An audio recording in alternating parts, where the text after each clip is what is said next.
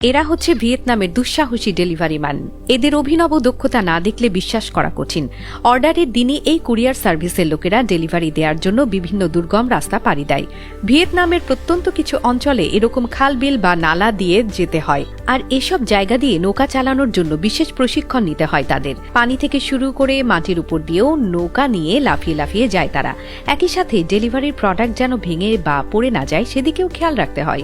সময় বাঁচানোর জন্য না থেমে চলতি পথেই গ্রাহককে পার্সেল দিয়ে দেয়া হয়, আর গ্রাহকরাও নির্দিষ্ট সময়ে পার্সেল নেয়ার জন্য জায়গা মতো উপস্থিত থাকে। যে কোনো ধরনের জিনিসই তারা ডেলিভারি দিয়ে থাকে।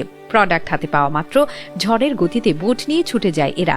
সামনে পানি রয়েছে নাকি মাটি রয়েছে কোনো কিছুরই তোয়াক্কা করে না। উঁচু কিছু থাকলে এক লাফে বোট নিয়ে উড়ে যায় এরা, যেন কোনো সিনেমার দৃশ্য। ভিয়েতনামে এমন ডেলিভারিতে এক ধরনের বিশেষ বোট ব্যবহার করা হয়। সাধারণ বোট দিয়ে এভাবে লাফিয়ে বেড়ানো সম্ভব নয়। আবার এই ডেলিভারি ম্যানরা প্রায় অগভীর পানির ওপর দিয়ে যাতায়াত করে। কোথাও হয়তো ক্ষেত খামারের পানি কিংবা হাঁটু অব্দি পানি থাকে। এমন পানিতে বোট চালাতে গেলে তা আটকে যাবে, কিন্তু ডেলিভারির এই বোট মোটেই আটকায় না। এমনকি এদের বোটগুলো মাটির উপর দিয়েও কিভাবে যেন পিছলে যায়। আসলে এগুলোকে বলে লং টেইল বোট। দক্ষিণ পূর্ব এশিয়ায়, বিশেষ করে থাইল্যান্ড, লাওস, কম্বোডিয়া আর মিয়ানমারে লং টেইল বোট বেশ জনপ্রিয়। এই নৌকাগুলো লম্বা আর সরু, আর এর ইঞ্জিনের ডিজাইনও একদম আলাদা। ইঞ্জিনের প্রপেলার শ্যাফট নৌকার পেছনের দিক থেকে পাইপের মতো অনেকটা লম্বা। অগভীর নদী, খাল আর সমুদ্রের ধারে চলাচলের জন্য এই নৌকাগুলো একদম উপযুক্ত। ভিয়েতনাম নদী, খাল আর আঁকাবাঁকা জলপথে ভরা একটি দেশ। প্রত্যন্ত এলাকায়, বিশেষ করে মেকং ডেল্টায় রাস্তাঘাট খুব কম,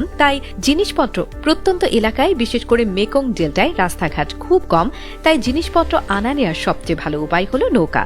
এই অঞ্চলগুলোতেও লং টেইল বোট বেশি ব্যবহার করা হয়। এই বোটগুলো সরু শরীর আর শক্তিশালী ইঞ্জিন দিয়ে সরু খাল আর বড় নদী সবখানেই খুব সহজে চলতে পারে।